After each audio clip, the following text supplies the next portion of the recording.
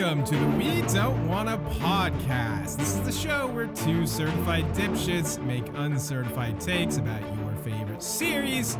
We're your hosts. I am Scott, and joining me, as always, he is the most beautiful woman in the world. It's Zachary Atakari! Hell yeah, my guy. You get my blood flowing, buddy. Dude. You get that poison running through my veins. Dude, I was about to say, what isn't it crazy how fast getting your blood pumping will spread a poison through your body? How fast does Braun get horny is what I want to know. Like, that dude his motor goes from 0 to 100 in like a second. Does yours not do that? You need a little blue chew in your life? No, I need a little blue chew. This episode is sponsored. No. How are you doing this week, pal? It's good to see you. You know, I'm honestly, I've been a little under the weather, actually. It's not been great. You're fine. Other than being a little sick, getting over a cold, I did have strep a few weeks ago, which sucked, and I just kind of haven't like really gotten back from that. And I caught another cold right at the end of having strep. That sucks. Yeah, it does suck. Other than that, though, I'm good. Yeah, lots been going on actually. Actually. Please don't be that guy, that person. Dude, I'm already that guy. Yeah, fucking true, normies. Actually, who are we talking about? Fucking normies. The fucking normies. Fucking plebes. I've watched a lot of I've watched more One Piece. I don't think this batch would necessarily constitute as a lot, but I feel like you're schmoovin'. You're schmixing through it. Yeah, I mean, Ennie's lobby. I'm loving it. I kind of don't want to. I don't know if our listeners will give a fuck about this, but I kind of don't want to talk too much about it here on the Game of Thrones episodes because I don't know how you feel about this, Scotty. I might want a little reunion episode once. A little bonus episode? Yeah, maybe? A little boner episode once I finish up Ennie's lobby. And, that's sick. That'll get 3 views. Hell yeah. Hell yeah. Hell yeah, dude. We do it for the views. It's all for the algorithm. Yeah, absolutely. Are you having a little drinky drink? Oh, yeah. I don't. That's a good point. I don't normally drink when we do these podcasts.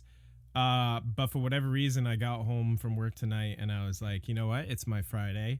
I'm off tomorrow. I'm going to pour myself a nice little drinky drink.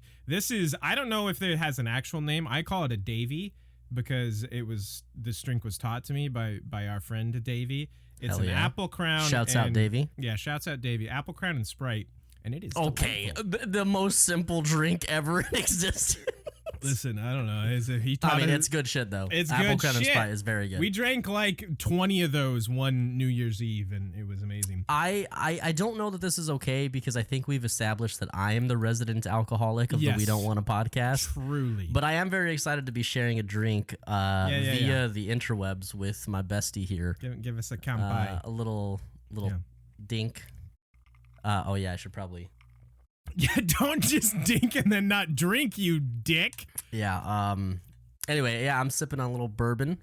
Yeah, you just go straight. As per usual. Hold on. Did you just call my drink basic and boring when you're just drinking straight bourbon? No, you pretentious asshole. No. You pretentious fucking cuck.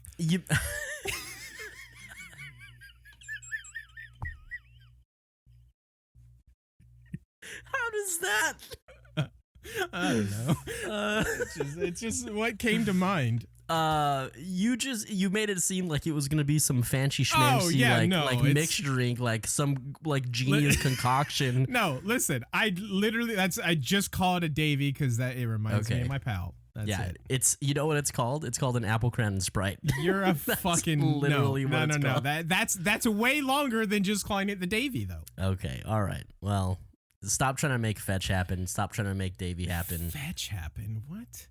Excuse me? Have you never seen the fucking Mean Girls? Oh, Mean Girls? Like a billion years ago. Like, Come I don't on, remember anything from guy. it. Yeah, not a Mean Girls gal guy. But yeah, you watched a lot of One Piece. You also watched a film I know today that I have been borderline begging you to watch for yes, you are right. actual years at this point. Yeah. How long ago did we do our movie podcast? That's been... I don't know. Check the tapes, man. Yeah, check the tapes. I sure shit am not gonna. It's been a long time, man, to be honest. Yeah. I guess you probably want to know what I thought. Well, you kind of told me, but yeah. It was fine. The Prisoners. Neither of us actually said the name of the fucking movie, by the way. Yeah, so it's called Prisoners. Is it The Prisoner? No, it's just Prisoners. Just Prisoners. With Hugh Jackman, Jake Gyllenhaal, Paul Dano, whatever whatever Marietta or.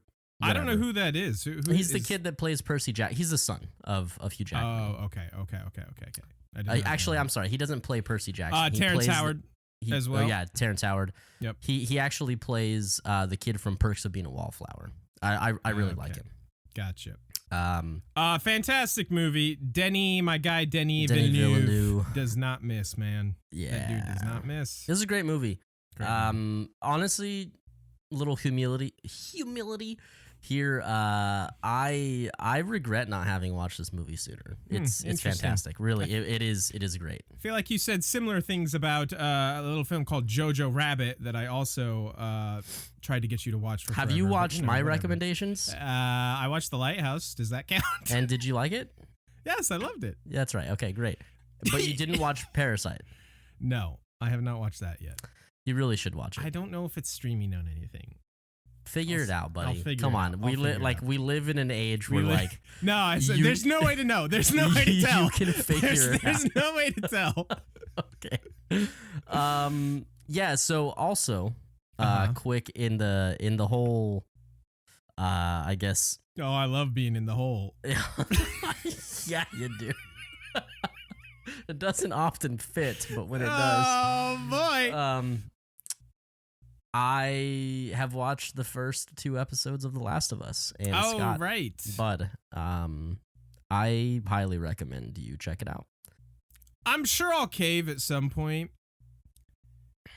but I know you have mixed feelings about the video game, and its space in media, right? Its place in media. I guess I should maybe is the right way to say that. The problem is, and I'm not going to go super deep into this. You and I have talked about this. You don't ever go super deep. It's literally not possible. It's the discourse, and this is a me fault. This is for me being on Twitter and seeing things. It's just like the discourse surrounding the show fucking exhausts me, and just like around that game in general. And I love Pedro Pascal, and I'm sure I would love the show. It's HBO. I know it's high production value, and I'm sure I will get to it at some point. My friend Marcus is also all over me to watch it. He's like, you gotta fucking watch it. What better time to watch it though than on a weekly release? It's exciting. It's fun. Yeah, it can be. It can be. Also, we do happen to do a podcast weekly where we could just touch base on it and see how we're liking it. I can't say I'm too interested in that. I'm gonna tell you a story, Zach. I actually had something happen. I don't think I'm very interested. We have a Game of Thrones. You're gonna hear it anyway, so shut the fuck up. All right. Okay. Actually, you're gonna like this because it concerns your favorite thing ever. And actually, hey. Normally, the shit we talk about is not of interest to anyone, but listeners of Pod, I feel like, will enjoy this as well. I recently learned something very interesting and exciting. Is it what we talked about? I don't know. We talk about a lot of things. Yeah, true. There's this new game coming out soon. That some of you might be familiar with. Super Underground, probably haven't heard of it. Super Underground, probably haven't heard of it, called Hogwarts Legacy. Which, of course, followers of the pod know my feelings and our whole deal with Harry Potter, that whole history. I found out that in this said game, this takes place in the olden days, in the time of one Phineas Nigellus Black. My fucking guy is the headmaster. Yeah. And even better, Simon Pegg. Simon motherfucking Pegg, dude. Does his voice. Yeah. I'm kind of on board for that. I was probably not going to play that game. That's not true. You were going to play it. I don't know. How many games did you play last year? How many games did you play last year? 76. Okay. You were going to play it. Fuck off. Probably going to play. I played too many games. Come on. Don't act all high and mighty. I have another quick story. This was just very funny. there was I on one of my recommended, I got some video about Hogwarts Legacy because obviously I watch a lot of video game videos and what have you. There was like the thumbnail was something to the effect of like the biggest choice in Hogwarts Legacy, and it was, I'm assuming, talking about choosing your house or what have you, and it had like little emblems for the houses, and there were 4 of them, and I was like, oh shit, 4 houses. Oh, back in the day, was there actually like a 4th house? Like, did one house just like go away over time? That's super hype. Because I had forgotten Hufflepuff existed. Oh my god! It took me like a full minute, dude. You're I a shit you not. moron. I was like, okay, so that's Gryffindor, and that's what is that, like a marmot? Is this some kind of a marmot house? I don't know what. You're such a fucking and then I dipshit. and then I remembered Hufflepuff existed. You mean to tell me Scotty Westside, biggest Harry Potter fan confirmed, did not remember Hufflepuff? I forgot there were 4 houses. I thought there were only That's 3. what Amanda is, your favorite person in the whole world. That's is a true. Hufflepuff. I should feel bad because of that, but that is a legit moment that happened where I was just like, very funny. oh, there used to be a 4th house? That's so cool. You're such an idiot. So you mean to tell me that you finding out something new about the Harry Potter universe is cool? That specifically I thought was interesting, but then it turned out that wasn't even actually a thing. It was just fucking Hufflepuff. It was just Hufflepuff. It was just Hufflepuff. All right. Anyway. Well, yeah, I'm excited to play that game. I think that comes out in like 2 weeks, right? Sometime in February, yeah. Very soon. Yeah, I'm definitely going to be giving it a shot. I think I've given up on Elden Ring. It's not my cup of tea. It's not my type of game. Listen, I get it. It took me a little bit to get into it, but that game is kind of incredible. And for me putting in, I mean, again, I have not played a whole lot. Sure. But for me putting in, 10 hours to 20 hours. That much? Yeah, probably. Well, the story doesn't seem very interesting so far. Listen, that's kind of just a Dark Souls thing in general. Yeah. It's not so much story as it is just lore. Like, gotcha. you gotta dig deep to get that shit. So okay, well, and all the Dark I think Souls I'm giving fanboys in the comments are probably about to roast my ass. Yeah, well, I mean, they're probably gonna roast me for giving up after 10 hours. Probably. So. But look, whatever. It doesn't float my boat. But you know what we're gonna do? We're gonna roast this season 5 episode. This actually, might be controversial here. Okay, I was going to say, I was actually pleasantly surprised because this is a pretty decent episode. It's not that bad. By all season 5 standards. Especially considering what we just came off of. It is certainly not that bad. Yeah. I forgot what our plan was. I think I'm starting this shebang off here, right? I definitely listened to you when you talked to me. You definitely did. Top of page 4. Yes, that's right here. Okay. This is we're very organized here. We know what we're doing. This is Game of Thrones Season 5, Episode 7, The Gift. We begin at the Wall, where Jon, Tormund, and Ed are leaving to go bring the remaining wildlings south of the Wall. Sir Alistair tells Jon that this plan is hella dumb, and Sam gives him the dragonglass daggers in case he meets some White Walkers. Before he passes away, Maester Aemon tells Gilly to get her baby south before it's too late. Sam speaks at Maester Aemon's funeral, and a true baller has left us forever. R.I.P. my fucking guy. At Winterfell, Sansa begs Theon to help her by lighting the candle in the tower, but he immediately goes and tells Ramsay instead. Ramsay taunts Sansa by showing her the flayed corpse of the old lady that had told her to light the signal. Stannis is camped out and pinned down due to the heavy snowstorm on his way to Winterfell. Davos tells him that 500 of his sellsword men have left in the night and advises him to go back to Castle Black. Stannis refuses, saying that they march to victory or defeat no matter what. Stannis wants reassurance about his victory from Mel. Mel assures him that she has seen herself atop the Winterfell walls and the Bolton banners falling, but that great victory requires the sacrifice of Stannis' daughter, Shireen.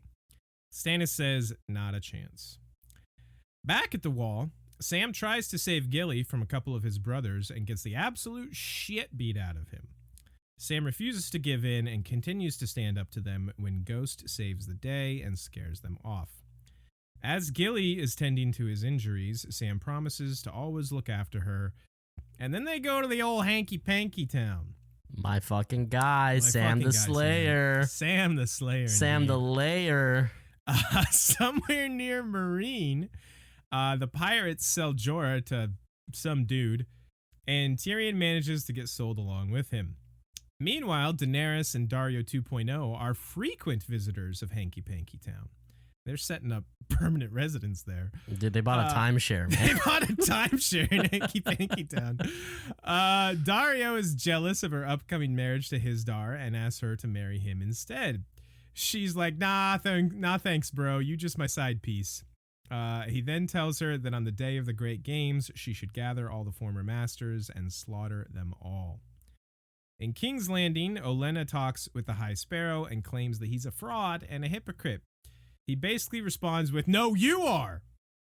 So that's a great conversation. So yeah, it really is an effective rebuttal. Yeah, true. Elsewhere, Tommy Boy is having a hissy fit about his queen being in prison. He wants to call in the army and kill all of the sparrows, but Cersei talks him out of it, saying Marjorie would be the first one killed. Cersei says that she would do absolutely anything for Tommy Boy and offers to talk to the High Sparrow on his behalf. In Dorne, Jaime chats with Myrcella and tells her that it's not safe for her here, and Cersei wants her back home. Myrcella doesn't care and says that she loves Prince Thumbring and is staying to marry him, and that you don't understand me, Uncle Daddy. Uncle Dad. Dornish prison is actually way better than the rest of Dorne because we get to hear Bronn finish the song and maybe a couple of other reasons. Who could say? The hot, short-haired sand snake poison flirts. Is that what you meant to say? She flirts via poison. Okay, yeah. So the hot, short... This is a tongue twister, Scott. Fuck you. Yeah. The hot, short-haired sand snake poison flirts with Bronn, while Obara Sand does frowny face Obara Sand things. I hate her. I have a funny note about her, actually. Okay, I can't wait for that. Back in King's Landing, Olenna chats with Littlefinger and reminds him that she will not hesitate to take his ass down with her for the murder of King Joffrey. Littlefinger offers up info on Lancel to combat Cersei's bullshit. Back in Essos, Hisdar has taken Daenerys to the fighting pit where Jorah and Tyrion are currently slaves. Daenerys is disgusted by the violence and is about to leave when Jorah goes all Maximus Decimus Meridius on all the other fighters. Nowhere close. Shame on you for putting that. You know what? In there. It reminds me a lot of that scene because it's like the fighting pit and but shame on you. Yeah, you're right. Okay. Fair, totally fair. Call my ass fighters, out. Yeah, I'm doing it during the fucking recap too. I'm calling your ass out. Anyway, takes them all out without actually killing anybody. So Dany that's why it's not like, as cool. Yeah, and Dany's getting all fucking juicy wet over that. She's like, oh, this guy's not killing anyone, so lame. She's very interested. Jorah tells Dany that he has brought her a gift, and Tyrion comes out and introduces himself and says, it's me, I'm the gift. It's me, yeah. Spoiler alert, I'm the Spoiler gift. alert, I'm the gift. Look at me. Have you seen me? I'm pretty rad. I'm a big deal, man. True. Cersei visits Marjorie in the dungeons and pretends to comfort her while pretty much just taunting her. Marjorie is absolutely not having it. Cersei is very pleased with herself and goes to talk to the High Sparrow. Turns out this victory lap was ill-advised, to say the least, as Lancel has told the High Sparrow everything. He has Cersei arrested and thrown in the dungeons by a behemoth of a septon, by the way. She's so freaking huge. She's like 6 foot something, She's if I'm not mistaken. Frankenstein. Dude, well, that's a... that's just a comparison that's maybe better served or saved for a little bit later in this show. Oh, yeah, maybe true. Wah, Cersei. And that's the end of the episode. Yeah, not your best play there. Yeah, fucking victory laps. But yes, Zach, to your point earlier, this is, I don't know if it's because we were just coming off of possibly quite likely the worst episode of this entire series. Yeah. But I enjoyed this episode a lot more. Yeah. Mainly because things happened in it. Yeah. Like the plot moved and setup happened, and it spends the majority of time in the north and in King's Landing, actually interesting places. Yes, it does spend quite a bit of time in the interesting places, so that does go a long way. I want to spend some time in your interesting places. I want to spend in some time in that Dornish prison. If I'm being honest, that place seems pretty fire. Sign me up, man. Sign me up for that Dornish prison. Yeah, dude, Jerome Flynn. Flynn. Yeah, Jerome Flynn, my dude. What a guy. What a legend. What a legend. Shall we begin up north, since that's where the episode starts? Yeah. Let's talk about Aemon for a second. Let's start off by talking about the fucking goat. How about that? Indeed. So what a legend. Maester Aemon has just lived eternally in our hearts since the beginning of the show, and he will continue to live eternally in our hearts. And it's a very, very sad goodbye, because although the man doesn't get too much screen time, he always knows what to say and when to say it, and he just delivers a fantastic performance. So very sad to see him go. His efficiency rating to screen time is like legendarily high. It's like Bobby Baratheon levels. Like Oberyn levels. It's just like not there for a long time, but there for a fucking good time. It's like, what? Did you say hot pie nipples? Levels. I heard hot pie nipples and I was very intrigued. No, yeah, he has totally dominated basically every scene that he is in, and I will truly miss all his great talks with both. I mean, mainly Sam and Jon. I feel like is the main ones we get, but truly a baller. I will miss him. It especially touches my heart when he is still kind of coherent, and he calls Gilly Gillyflower. Yeah, it's just so sweet. Get him South Gillyflower before it's too late. Right. He's just such a pure person, and I love him to death. He's the best. We talked about him a ton during the Watchers on the Wall episode, and because he was so great, and yeah, it just sucks that this is the end for him. That, I mean, like, listen, like, he led a fantastic, good, long life, but it's just like sucks we won't get to have any more of his legendary scenes. Yeah. I love the quick interaction between Jon and Sir Alistair. It's so funny because Jon's just like, hey, I give you the wall, you're in charge. And Sir Alistair immediately is like, it is my duty to inform you that I think this plan is dumb as hell, bro. What are you doing? And Jon's just like, right. Thanks for your input, as always. As always, I appreciate your honesty. It's so good. Fuck off. Great stuff. Cannot wait to see what's going to happen with that mission. And I guess just to kind of friendly remind anybody who is following along for the first time, because I know that last episode of Game of Thrones puts people in this fucking weird headspace of like, what show am I actually watching? True. Jon is going north to Hardhome to convince the rest of the wildling people that he is guaranteeing them safety. Because he does not want them to be part of the army of the dead. Because he sees the big picture and is not a short-sighted fool like a lot of the members of the Night's Watch. Right. Shall we stay at the wall? Let's just go and stay at the wall. So we've got Sam trying to save Gilly from these assholes. Yeah, these pieces of shit. I just like, it is frustrating because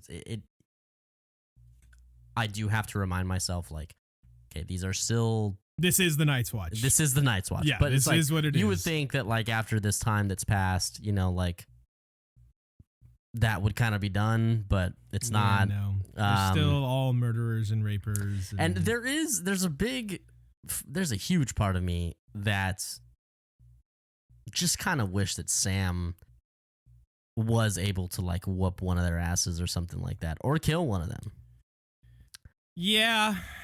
I mean, I know it may not be very, like, true to character. Right. But I kind of wish, like, he was just like, you know what, dude, and puts his sword in one of their backs while they're, you know, doing that shit. While I would have enjoyed seeing that as well, I just don't think that would have been true to, like, Sam's character. Yeah. No, you're right. He's not a fighter. He's a lover, as we're gonna see. He's not a fighter. He is a lover. Oh my. Oh my. Oh my. Is he a lover? But props to him for standing back up and standing up to them. Like he does not back down. And that's a great movie. Just kidding. No, it's not. It's not a great movie. He tells them. Yeah. He tells them, I killed a White Walker. I killed a Then. I'll take my chances with you. What a legend. What a fucking baller, dude. Fucking legend, my guy. And then to transcend the levels of legendary, he fucking visits Hanky Panky Time. He might have to start investing in that timeshare. Yeah. Oh my, what a place that Hanky Panky Town is. Dude. Good. I'm just so happy for Sam because like they've had such a sweet little relationship, and Sam has been like interested in her but terrified of her at the same time. And this is just such a sweet time for them, and I love Sam and I like Gilly, and good for them. All the happiness and the best to them. All of the happiness. So they deserve it. They do deserve it. Is that it at the wall? I think it is. That's pretty much it. Yeah. Stay north though. We can stay north. The Winterfell stuff. So okay. Sansa not having a good time, obviously. And it's just begging Theon. Like before, she would like barely look at or talk to him, and now she is desperate for any help. Yeah, I like this scene in particular actually because it's the most like actual dialogue that we've gotten from Theon in a very long time. And in this scene, I mean, we see this a lot since his kind of like transition into this Reek character, but in this scene, I think more than any, because he's really grappling with like somebody from his past who he does care about. Right. The fact that he has a little more dialogue, I'm sure, is something that helps. But like in this scene in particular, Amanda is in a loser shit for me saying this, but like Alfie Allen, man, like whether you give a shit about Theon or not, like boy, does he make you feel like God damn, this is fucked up. Like I feel bad for this guy. I agree. I particularly liked this scene as well. I think both of their performances were better than they have been in quite a while. And it may just because I feel like this scene gave them a good opportunity to really show their acting chops. It's a very intimate scene too. Right. It's in very close quarters, like slow. I mean, like low dialogue, very, very heavy hitting, and like just very emotional. Right. But man, I know I've said this a couple times, like as we've talked about some of the shit that's gone on with Sansa and stuff, but dude, Game of Thrones, like I understand that this is not how it goes in the books, like what we or it hasn't gotten to this in the books, but Game of Thrones in general just needs to chill the fuck out. Like I just feel so bad for Sansa, dude. Like some of the trajectories that like the women have to go through in this fucking series just breaks my heart.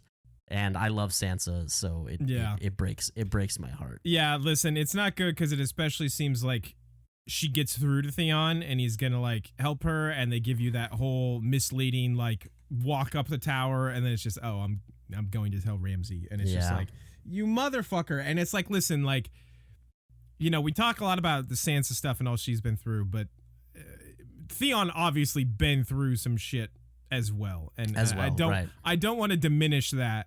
Oh, of course. But it's still just like, it sucks because it's like they do give you that tease of where it's like, oh, is the old Theon coming back after she gave him that speech, like, you are Theon Greyjoy, all this stuff.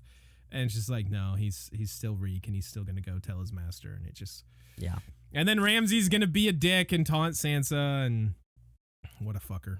Yeah, agreed. While we're still in the north, we have the scene in. Well, actually, I guess anything you have to say about the The flaying scene? No, nothing else. Okay. I just I do appreciate right before that how Sansa, maybe not her best idea or judgment, was like kind of goading Ramsay and being like, but you're a bastard, like, isn't your stepmom pregnant and all this and blah blah. Yeah. I appreciate that she's not defeated, you know. So Right. good on her. Yes. Yeah, that's a good call out. Well deserved. So we go just a little bit farther north to Stannis and company, and they're not doing Not so good hot. times. It's not fun. It's Not great. straight up not having a good time. They have 500 fewer men Yes. at their Yes, disposal 500 now. fewer, not less. Not less. Stan is very adamant. Fewer Yep. men now. Yeah, yeah. Mhm. Fewer horses, I believe. A bunch of horses died too. Yep. It's just bad. It's no it's just good. not a good time for them, and we are getting some groundwork from Melisandre of maybe I know I'm getting a little ahead of myself here, but maybe my least favorite thing that happens in this show of all time. It sucks. But yes, we are getting ahead of ourselves. Yeah, so getting a little ahead of myself, but essentially, I mean, look, she's planting the seed, and if yes. anybody who's watching the same show and not doing the fucking dishes while the show's on, like, should be able to figure this out. As long as you're not a normie. Yeah, as long as you're one of those filthy casuals. Filthy fucking casual. She says, look, we need king's blood. Mm-hmm. Hey, we have something better here. We have your own daughter. Right, because Stannis immediately goes to Gendry. Like, I don't have the bastard here. Right. Davos, that ship has literally sailed. Yeah, quite literally. More of a boat, but... Yeah, more of a boat, I suppose. But yeah, she's like, no. We got your daughter.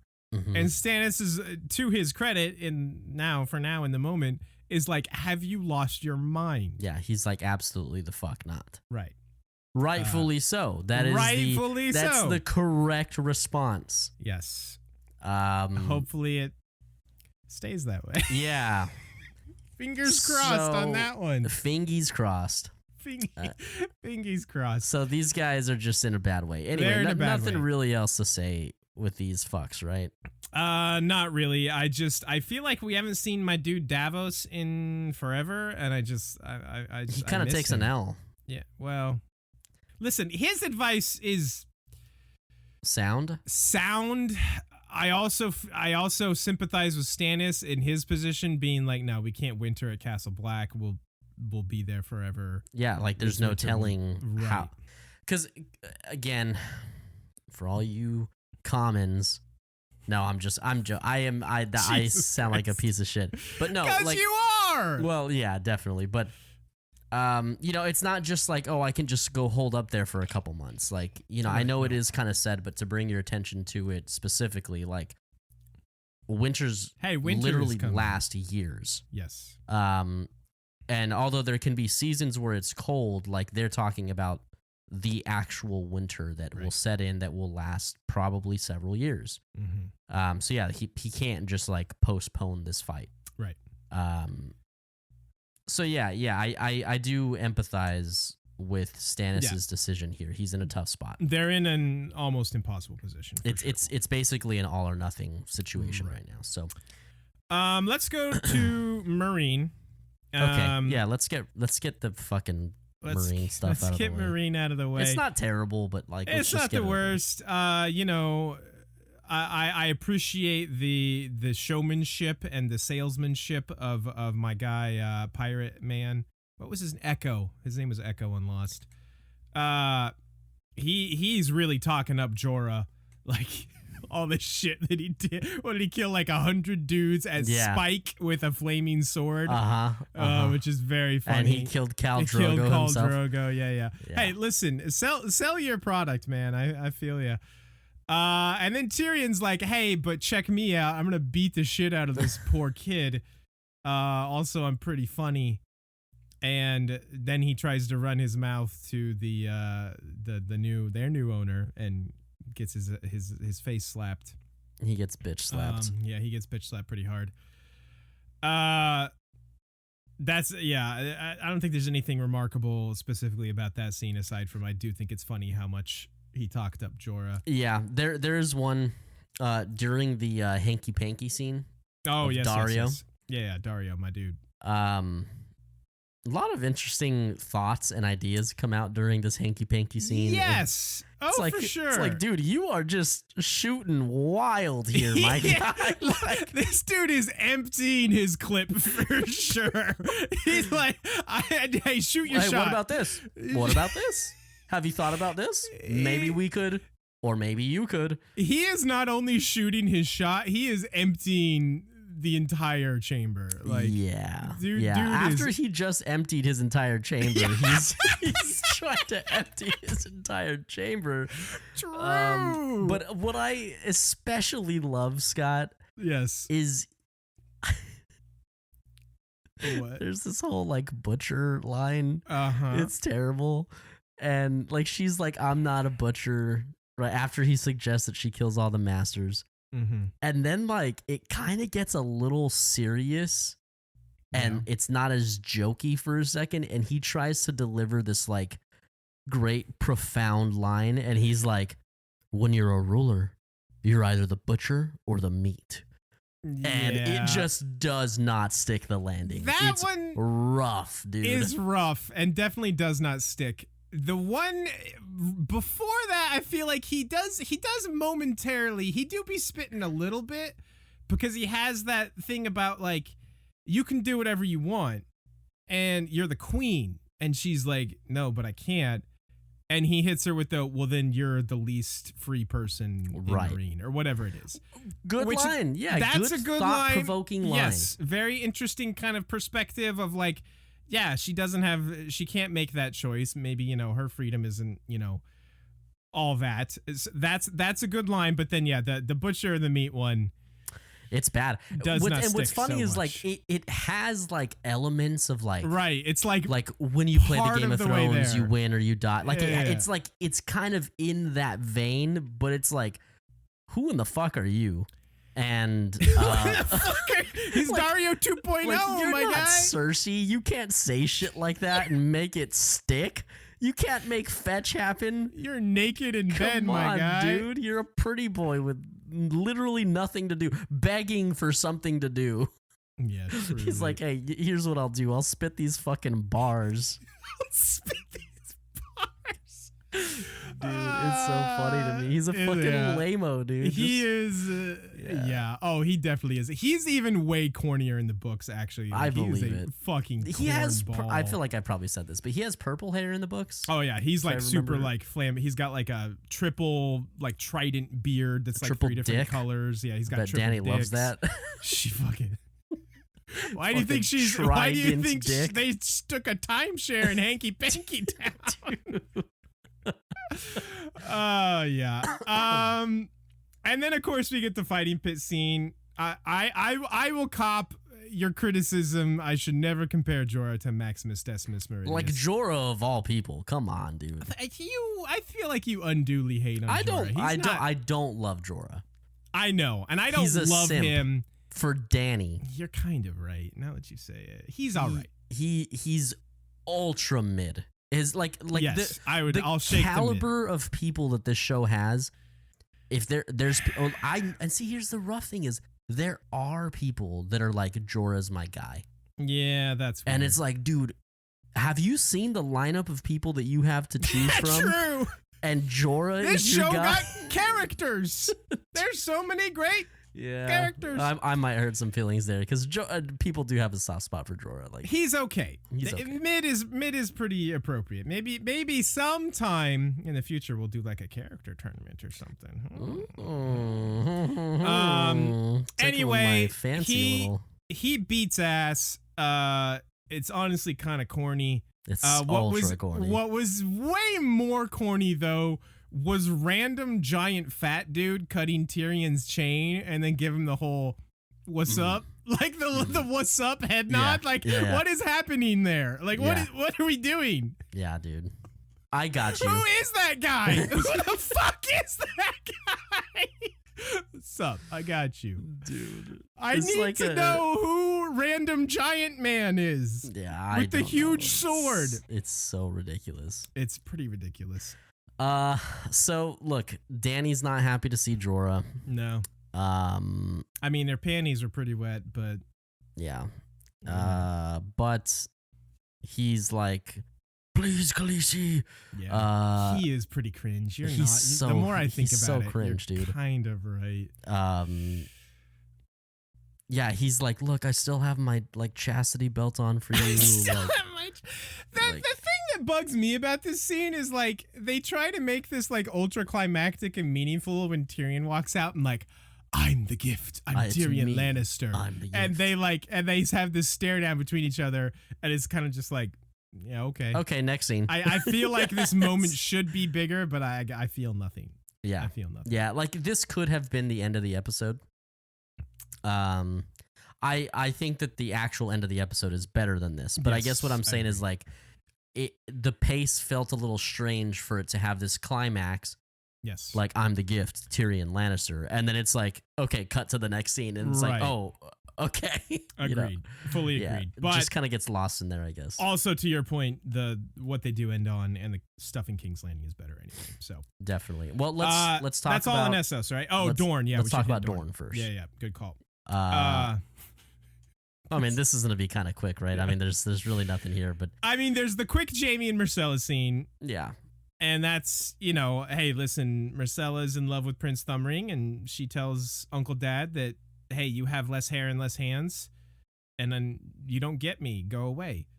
And all these things, it's like, fair, accurate. She's like, you're not even my dad. Right. You don't know More me. or less, yeah. Like, right. You're not my real dad. And yeah, it's like, listen, I can't blame her. She's a teenager in love, and her Uncle Dad and her orders are to be there. So it's right. Like, yeah, I mean, not a well thought out escape plan or rescue plan. Awful, terrible, really bad. So really bad. So we get the only interesting stuff that actually goes down here. We get, why, Zach? Why is this the only interesting stuff? Because we get to hear Jerome Flynn singing. True. Good save. Yeah. They won't know. They won't know what we're actually talking about. They won't know. They won't fucking know. They won't know that we're secretly touching tips through the interwebs right now. She is very, very attractive. Double Dutch rudder over here, dude. For all, as per usual, the old standby. Listen, as much shit as we give the Sand Snakes, she is a very attractive young lady, and she has got man, those things stay right in place. Like, that's your guy. Your guy, as your guy says. What is his name? Who says that? Walder Frey. Yeah, doesn't drop an inch. Doesn't drop an inch. Creepo. Yeah. I mean, but he's spitting. It's true though. Yeah, it's true though. It do be true though. She's good looking. She's cute and just a little mischievous. I'm into that. Yeah, just all that mischievous little. And man, who knew that having poison slowly run through your body can be amplified by getting a good old boner. It's that special dick poison. It's that boner poison. It's that boner poison. Fuck, dude. That fucking boner poison. She saves him. And what I want to know, what actually is more impressive to me, is how fast this antidote works. First off, things work very fast. The antidote is literally in a little bead. It's like one drop at most. And he like chugs it, by the way. He like full like... Well, wouldn't you? And it's one bead. He's dying of boner poison. Well, wouldn't you chug it? I mean, like, it's a drop, basically. It's literally a drop. It looks like he's like a... I would be sucking that thing out like it's a freaking Capri Sun, man. Like,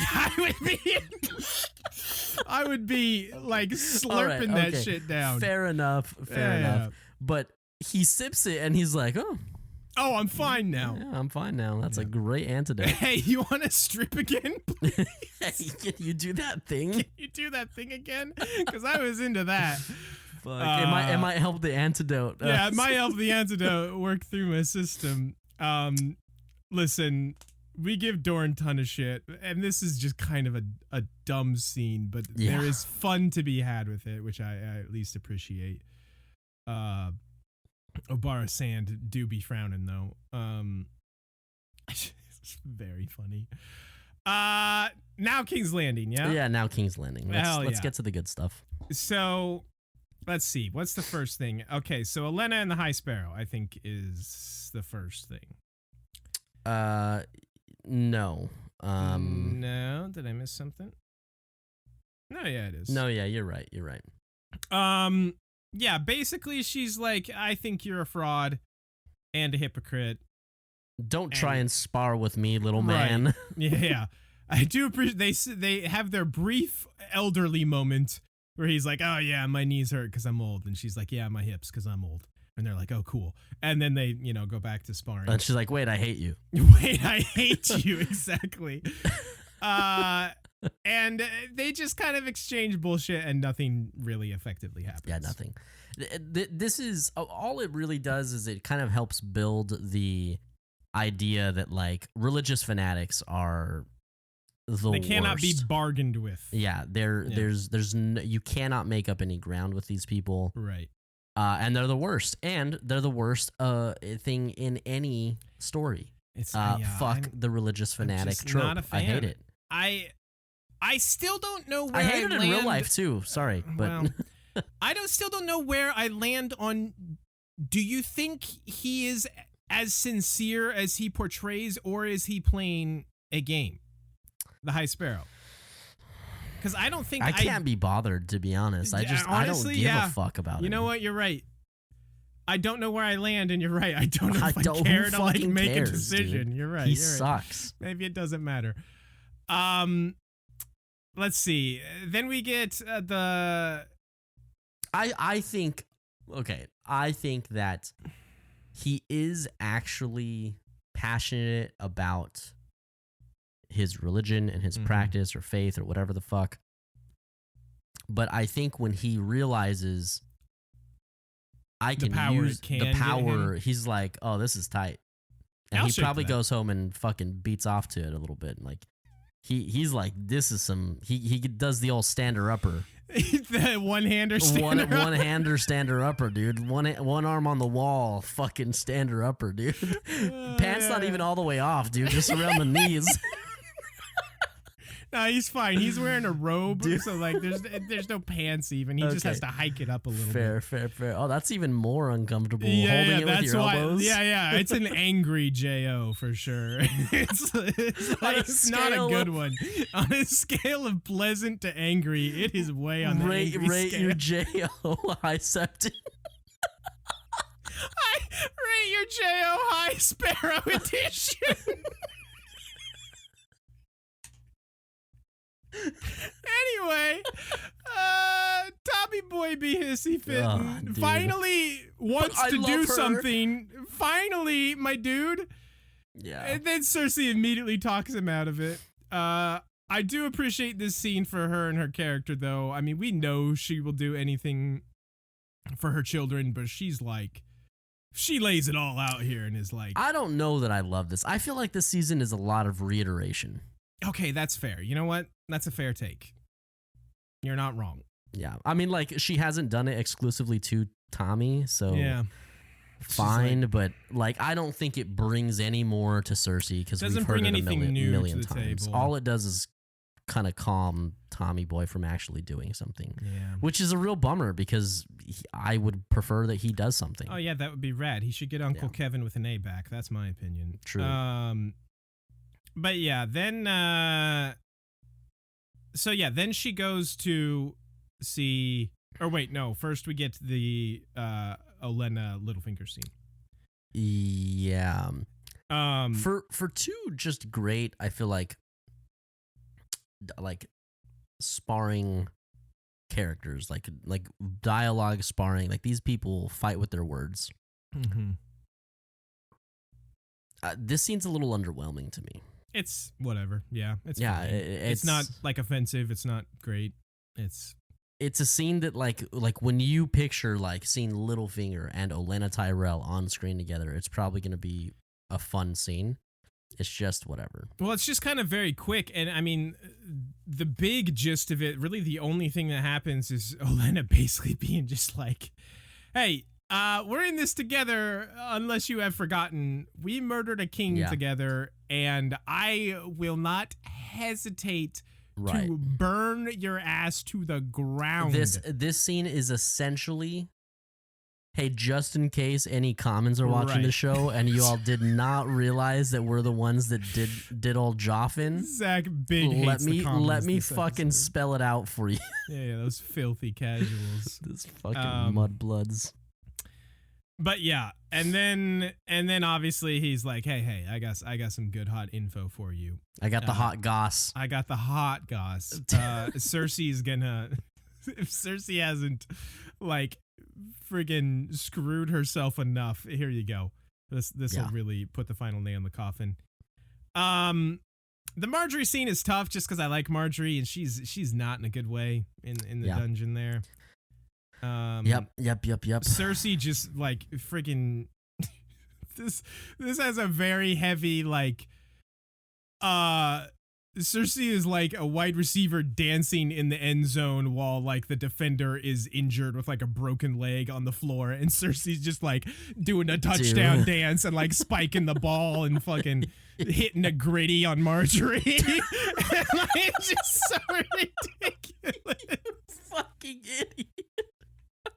She hits the gritty on Marjorie. I swear. I saw your gritty. Yeah, by the way, like gritty? I saw it. Dude. Yeah, that was my makeshift. I'm sitting in a chair, gritty. Oh my god. Yeah, it's just so cruel and unusual. What are you, a 39-year-old man hitting the gritty on a podcast about Game of Thrones? 100%. You nailed me. Yeah, I did. Oh boy. But yeah, then Cersei is just like, hey, let me go talk to the High Sparrow just continue my touchdown dance out here, and it does just not go well for her. And he's like, I bet you thought. Yeah, you fucking thought. thought. The best part of this scene is the very slow realization that comes over Cersei's face as he's like talking, as she like realizes what is happening.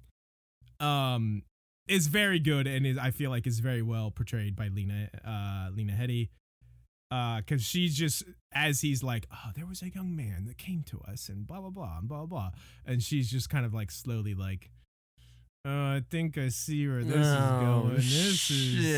This is maybe not gonna turn out so great. Gotta for go, old Sherlock. Cersei. Yeah. So she is now also in a bad way. Not great for her. Yeah. I did see a clip. You'll enjoy this. The woman that plays the giant, the septon, Septa. Mm-hmm. Septa. Yeah, excuse me. Did I send that to you, by the way? I don't know. Did you just send it now? No, I sent it. I mean, probably within the last. Someone's texting me. Well, it's Chaz. Good news. We'll talk about this in a second. Ah, hell yeah. He's watching Prisoners. Way to go, Chazzy boy! Chazzy boy, Chazzy Moto. Hell yeah. Anyway, the woman that plays the High Septa, or the Septa, whatever the fuck. Yeah. So she's like, I think she's a little above 6 foot. So she's a very tall woman, very big woman, and she's like on set, but they're doing like an interview. Somebody asks her about like her first time seeing Thor, the guy that plays Chris Hemsworth? No. The Bjornsson, Thor Bjornsson or whatever. Bjorn or whatever. Marvel Thor. No. The Mountain. The Mountain, yeah. Which, if you guys don't know, I mean, he is a fucking giant of a human. And she's like, you gotta understand, I'm a 6 foot woman, and he literally like could pick me up, and she's like, I am into that. She's like, I have never seen a man like that. Dude, awesome. It's very funny. That's very good. I like that a lot. Yeah. I like that a lot. She's a baller. So that's the end of the episode. Cersei got. Cersei got. Fucking set herself on a tee. Mm-hmm. She gave them all the tools, gave them all the power, gave them all the reign and authority that they needed to do all this bullshit. And she done bungled it, man. She fucked herself. We've talked about it in previous episodes, but it is so disappointing because I am the Cersei stan of this show. Which, I mean, she's good. And she's I feel like a cool and interesting character, but she finally got her shot with Tywin out of the picture, with Uncle Kevin with an A not around, to like prove her stuff, to prove her mettle as like a ruler. And she has just bungled it so badly. She did the old reach around, but to herself. Basically. She gave herself the old reach around. And it's basically, it comes down to, well, her fear of the prophecy that we saw. That was the beginning of this season. Yeah, with Maggie the Frog. With Maggie the Frog. And just like more or less like jealousy and hatred of Marjorie. Right. And like those two things combined, like if she wasn't so caught up on those things, she maybe could have made some things work, but she done played herself. She done played herself real bad. Yeah. And it is disappointing, but that's the way that goes. Any other thoughts? Yeah, I did. I had one thing I did want to share with you. Okay. So the actress that plays Obara Sand. Oh boy. I forgot. Yeah, we had a fun fact, right? Yes. So her name is Keisha Castle. Her last name is Castle Hughes. It's hyphenated. I'm so sorry, Keisha Castle Hughes. We're so mean to you. Yeah. She seems like a nice woman. I'm sure she really does. Pleasant. Yeah. She's. I blame the writers. She's about our age. She's born in 1990. Seems like a nice lady. Hold on a second. You always claim how old I am. Did you just say our age? Around our age. She's a couple years older than me. A couple years younger than you. Okay, fair enough. Anyway, we had a listener of the show. Tweet us the other day, last week, informing us that they agreed with all of our takes and that our slamming of Obara Sand is very funny. And also was like, did you know that Keisha Castle Hughes, the woman that plays Obara Sand, when she was a young child actress, was nominated for an Oscar? Whoa! So this really is the actors or the writers' fault. Yeah, I mean. Apparently. So I was very curious, and I checked out her IMDb. Okay. And the film that she was nominated for was like something about like riding a whale. It's like a Free Willy. No, it's a New Zealand film. Okay. And it's about like native. So it's called Whale Rider. Okay. It was released in 2002. Okay. Has a 7.5 rating on IMDb. Okay. And I watched the trailer, and boy, it doesn't look great. It looks fucking bad. But as a young actress, yeah. I'm kind of like, hey, I could kind of see her like growing up to be a good actress, you know, like, man, was I wrong? No, let's just I'm fully on the bandwagon of let's blame the writers / directors who gave her the role of, hey, always be telling people who you are and what your deal is. Right. Just never stop. Never stop telling people who you are, and make sure you just frown constantly while you're doing it. Right. I do, just to make sure I'm being responsible here. I'm not 100% sure if it's New Zealand Islanders, but like it is a culture where they do like, they have like face tattoos and they do like hakas. And they ride whales. Yeah, I guess I don't know if it's New Zealand, but like it is some type of like Islander culture where they do that. I mean, riding whales sounds pretty badass. It does. Yeah, I just don't want to be insensitive here. I don't know if it's a different culture. I don't want to be fucking getting that wrong. Fair enough.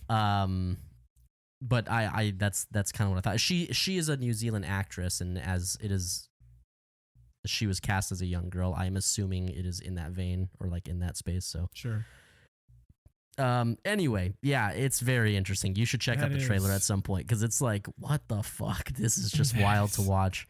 That is a very unique and interesting fact. I did not know that. So final thoughts about this episode is that I am just feeling so great that we are getting into the final episodes of season 5. Not just because I'm ready to be done with season 5, but because we know what's end coming. Of season 5 is great. Yes. The end of season 5 truly is fantastic. So very excited for the next week. For several reasons. Right. For sure. So really quick, let's just maybe hash this out on the pod now, so that we can give a friendly heads up to listeners if this is not going to work.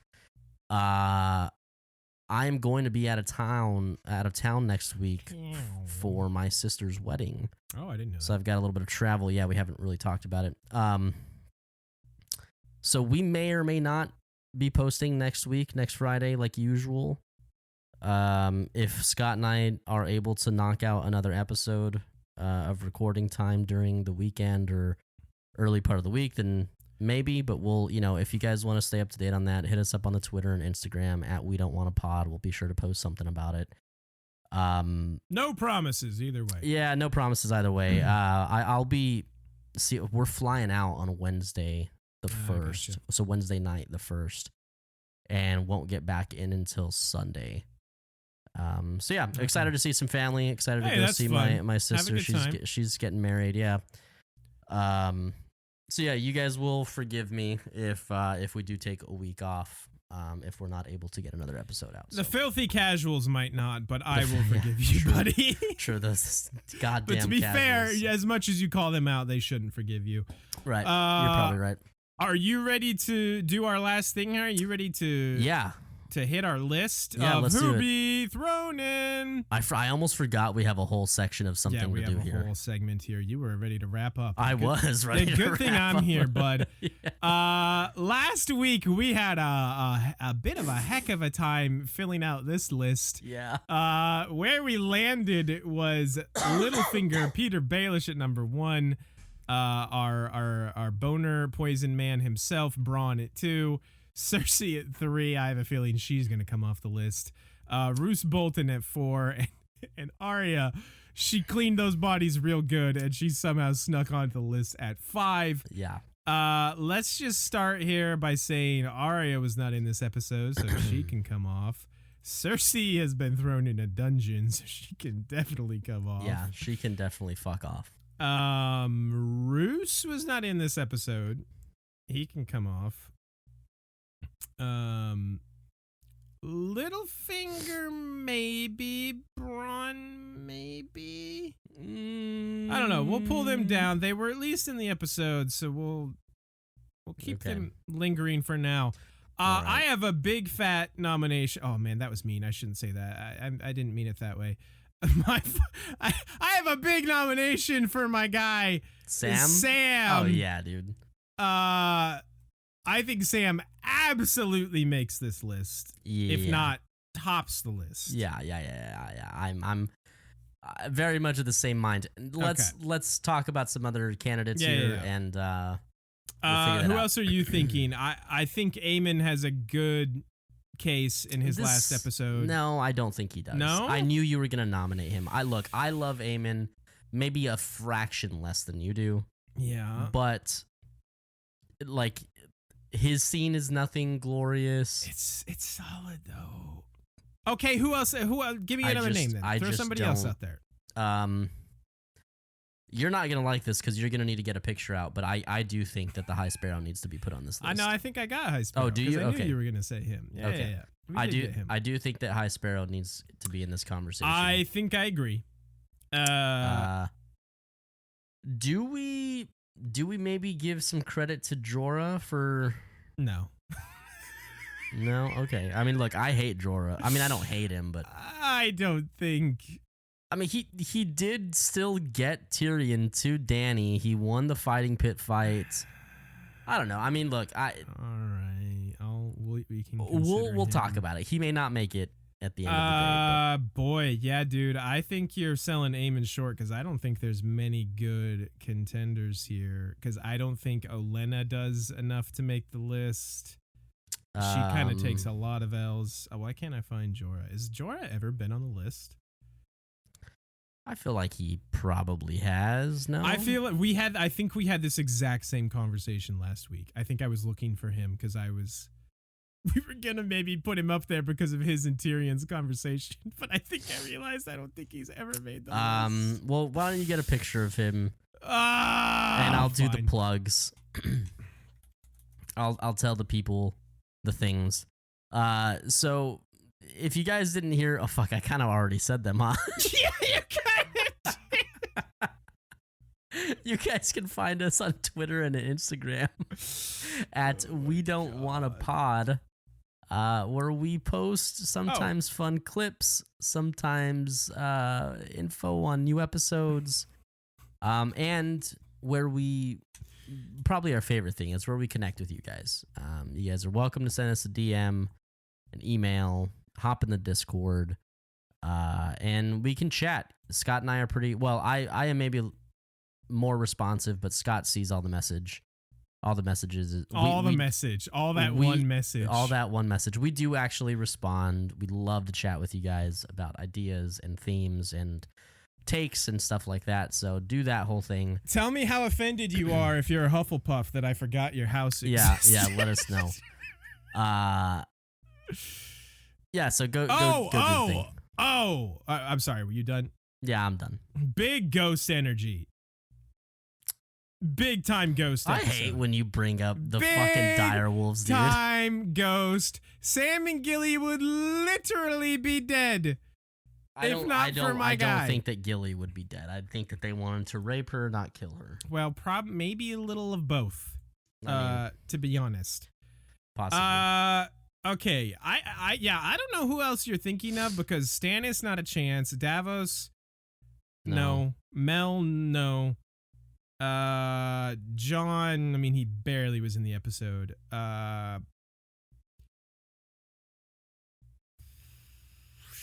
Cersei, no. Marjorie, no. Ramsay? No, fuck Olenna, no. Fuck Ramsay. Littlefinger's up there. He's a maybe, and Bronn's a maybe. Okay. I think this is it, unless you want to say Tyrion? Gilly? Sure. I definitely don't have Gilly, I can tell you that right now. Okay, not Gilly. Don't do it, Scott. I don't have more plugs. Yeah, we don't have any more plugs to do. Okay, so that leaves 2, 4, 6, 7. There's 7 people here. We got to eliminate 2. And I know you're going to want to say Ghost, but first of all, fuck off. Second of all, Ghost rules. Okay, I'm not disputing. Look at that fucking face. Yeah. Yep. You don't even like dogs. No, but I love dire wolves. That's a big difference. It's just a fucking husky. He's got red eyes and he's cool as hell, though, is the exception. Right, yeah. Also, he's quiet. Did growl real cool. Yeah. Also, like, he's not quiet in the show. They did it wrong. He's literally silent. Yeah, though, in the books. I know. Makes a sound. I know he's literally silent. It'll be okay, Scott. Okay. Sam is Sam is one, yeah? Like, I think we can stop beating around that bush. I think Sam or Littlefinger are one. Oh, wow. You think that Littlefinger goes? Maybe even the High Sparrow. The High Sparrow was the one I was thinking of. I think Sam goes 1. Just because we love him so much. We love him so much, and he stood up to those motherfuckers. He did. He had a great speech at Aemon's funeral, which we did not talk about enough, probably. Right. And he no longer a virgin. You know, he found out what it was like. Oh my. He has been begging John to tell him what it was like, and John's just not a fucking poet. I think this is a major win episode for Sam. Yeah, all the way around. I think you're right. I think you're right. Sam goes number 1. I think then it's High Sparrow or Liv. You know what? Yeah. After I said Littlefinger, as the words left my mouth, I was like, no. Yeah. So High Sparrow. High Sparrow. Okay. And then fuck that guy. But. And then maybe Littlefinger. Does he do? He doesn't do well. I mean, he does kind of provide the info to get Cersei locked up. Yeah, he's kind of just doing Littlefinger's things and pitting everyone against everyone. He is just the ultimate catalyst. Yeah. Like when he pops up, he makes shit happen, and I like that. All right. Does he go 3? I think we should eliminate 2 and then place these last 3. So for those listening, for the audio listeners, Sam and High Sparrow are taking our 1 and 2. The ones we're still debating on is Ghost, Aemon, Jorah, Littlefinger, and Bronn. Does Bronn make the list? No. Okay, yeah. He does. He does see some nice boobies. He does, and he sings an amazing song. But that's more of a. I feel like this is a very much us showing our Bronn bias by even considering him. All right, well, this is us showing our Bronner, if you know what I mean. I definitely always know what you mean. Unfortunately. Okay, so Ghost. We have to eliminate one of Ghost, Aemon, Jorah, or Littlefinger. It's Ghost, dude. You were against Aemon, and now you're against Ghost. Well, now if this is everybody that's is in contention, that it's Ghost. I think it's Jorah. All right, I'll get rid of Ghost. I'm not gonna die on this hill. I love you, Ghost. You're not gonna Zach dire hates dogs. on this hill. Oh, Shut that's not the bad. fuck up. That's not bad. You're not gonna dire wolf on this hill. And let it be known that Zach is the dog hater here. Okay, so we have our 5. Littlefinger goes next, then, yeah. Yes. And I will shake to Aemon above Jorah. Okay, fine. I don't really care, but sure. I mean, I do love Aemon, and I care.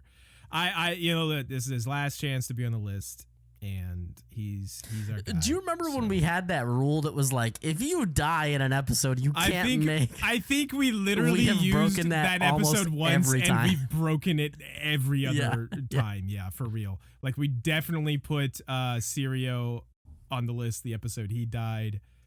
I think the one person we didn't do it for was King Bobby B. I think it was Bobby B, yeah. Which is horse shit. He should have Which is horse shit. Honestly, wait, did we still put him on that episode? I don't think so. No, I don't think so. You're right. That is horseshit. He still should have been number 1. Dude. I feel like every other he should still to this day be number 1. You know what? Maybe he should go in the Mr. Pounce. Oh, Sir no, Pounce. we can't take Sir Pounce off. We can't take Sir Pounce off. We tried taking Sir Pounce off for a couple episodes, or for like one episode, maybe. We put Mace maybe. up there, our favorite guy, Mace. And we were like, no, this just doesn't This feels right. wrong. It doesn't feel right, yeah. Anyway, that is going to be who be thrown in for this week. Once again, that is Sam, our goat, the taking Slayer the top layer. spot. Sam, the Slayer layer, number 1. The High Sparrow, fuck that guy, but he do be doing things at 2. Littlefinger, ultimate wild card catalyst guy, like Jack said, at 3. Aemon, R.I.P. my guy. You were one of the best Targaryens ever at 4, and Jorah at 5. He did a few things, I guess. And that is going to do it. No, it's not. We have to rate the episode. Oh, we definitely are not going to forget that. You go first. Me? Yeah, maybe. You go first. I think I give this episode a solid 6. I was thinking 6.5. I thought you liked this episode more than I did, but I think I'm usually more generous. I'm a more generous lover. Well, you do have the extra 0.5, if you know what I mean. And there it is. That was. Hey, I'm proud of myself for that one. That was a good one. That was pretty good. All right, 6 and 6.5. Let it be known. A decent episode. I'll be 6.5 on a good day, you know? No. Quit lying. Selling yourself large over here. Yeah. This has been Game of Thrones Season 5, Episode 7, The Gift. Thank you, folks, so much for joining us. Go do all the things that Zach said. You know, he said them. I'm not going to rehash them. And follow the new podcast, Sam and I. Death Wish Pod, at Death Wish Pod. Hell yeah. Go do those things. We'll have episodes out in about a month and a half. Like, comment, subscribe, things. We love you. Thank you guys for hanging so much. Thank you guys for what? Thank you guys so much I for am never hanging out letting with you us. sign us off ever No, again. I'm gonna do it every time forever now. We will see you next time. Bada bing. Bye. Bada bing. Bada bing, bada boom. Okay, man. What are we doing? I have the best sign-offs, period.